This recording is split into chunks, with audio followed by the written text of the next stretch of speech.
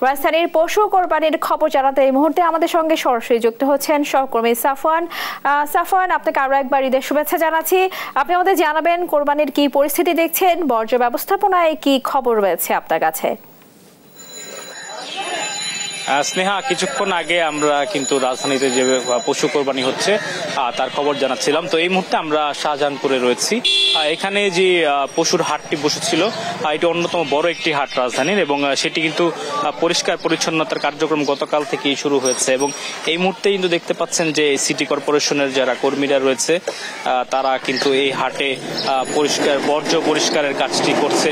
তো দেখতে পাচ্ছি তারা বেশ তৎপর রয়েছে সকাল থেকেই, এবং তারা সিটি কর্পোরেশনের পক্ষ থেকে যেটি জানিয়েছিল যে 12 ঘন্টার একটি বর্জ্য অপসারণের কার্যক্রম তারা হাতে নিয়েছে সারা ঢাকা শহরে যত বর্জ্য রয়েছে কোরবানির পশুর।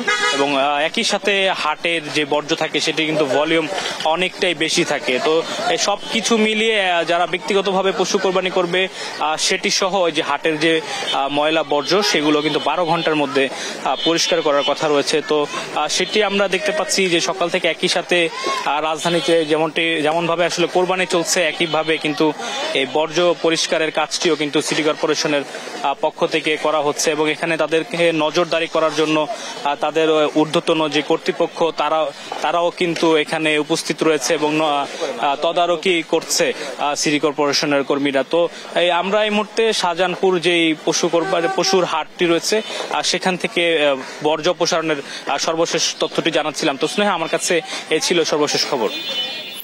সাফওয়ান, আপনাকে ধন্যবাদ। দর্শক, আমাদের সাথে যুক্ত ছিলেন সহকর্মী সাফওয়ান, তিনি জানাচ্ছিলেন বর্জ্য ব্যবস্থাপনার সর্বশেষ খবরাখবর।